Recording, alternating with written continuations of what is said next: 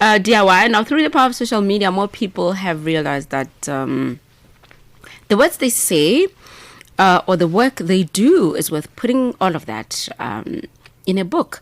Now, they plan and write, but they have no idea how to self-publish. Best-selling author Khathu Mawstro gives us tips on how to self-publish. Thank you so much for coming through. Thank you for having me, Puleng. Good Why morning. Are you fasting? You said you're fasting. I have to fast. From time to time, you have to be in the right zone, in the right spirit. But I was also bloated. I need to lose weight.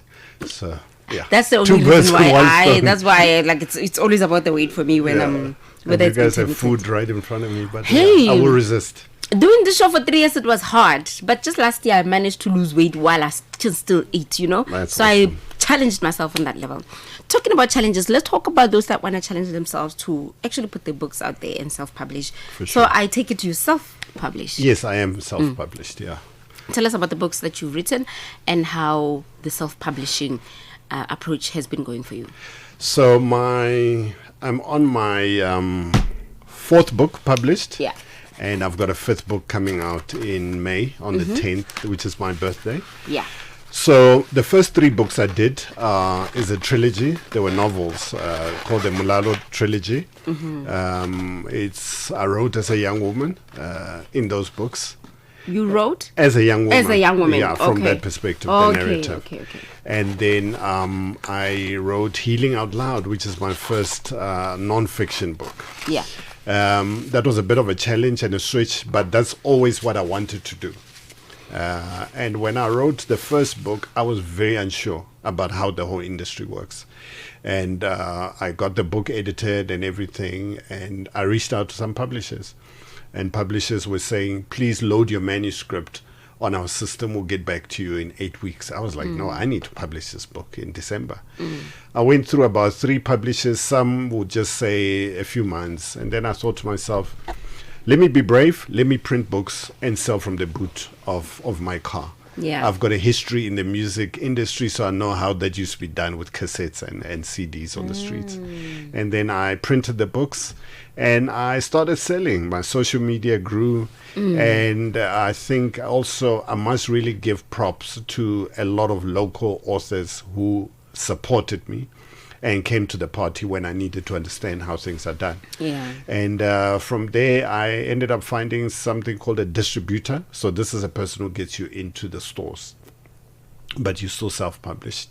And my books went in and they just exploded from there. And it's been a beautiful journey from there.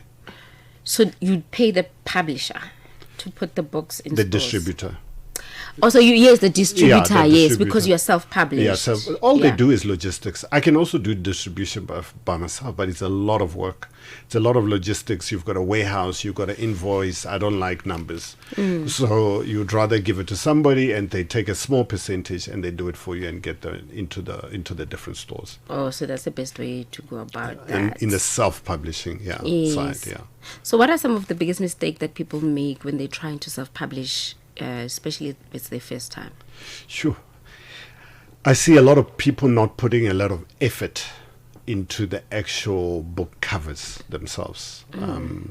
Because I think maybe somebody thinks I'm self-published. I don't have to put as much effort as you still have to make your book world class.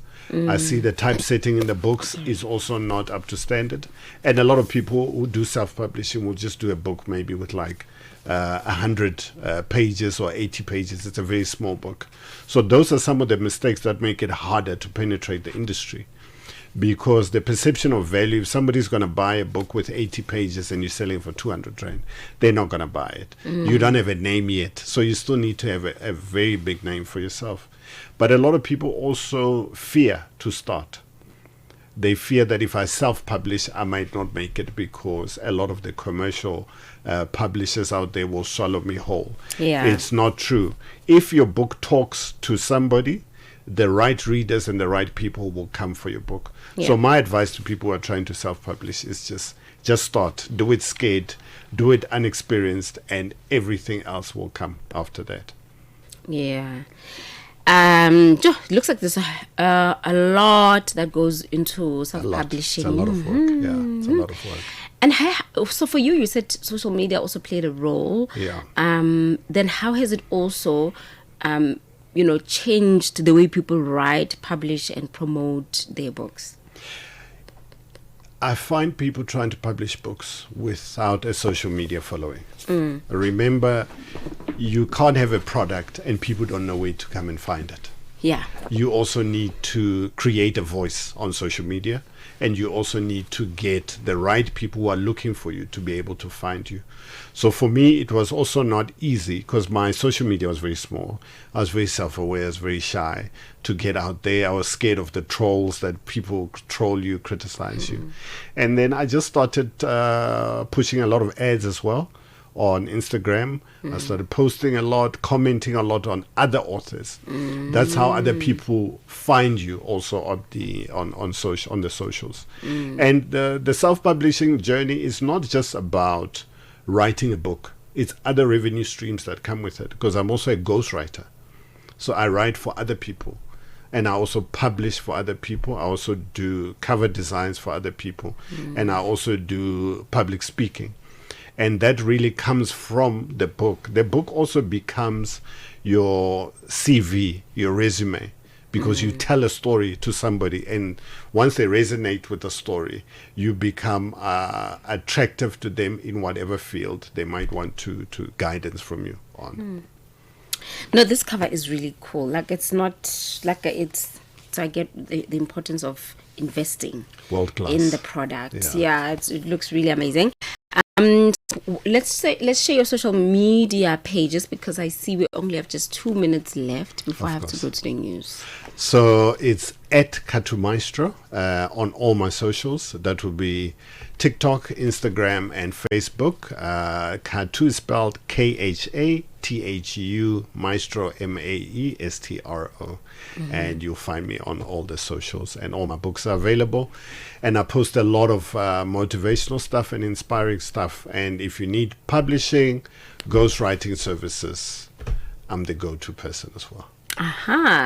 Well, the book is called, this one that I'm holding, which I was like, I need to get into this book, but I know I've got also, how many other books that I still have to get into, but this will be quite interesting. 3, yeah. # let's have the conversation. Healing Out Loud, Breaking the Culture of Silence, Healing Generational Trauma. You can hear from the title that it is quite a very engaging book in here. And I find it interesting that you wrote as a woman in the novels. That was very interesting. It is very interesting. We're going to go to the news. I'm going to see you after 10 o'clock, my beautiful listeners and streamers right now.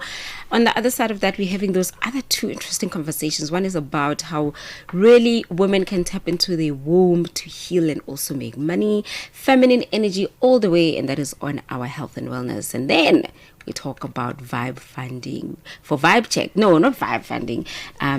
It is a stokvel that actually contributes towards Groove Fund.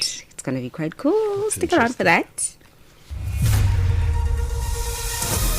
SABC News.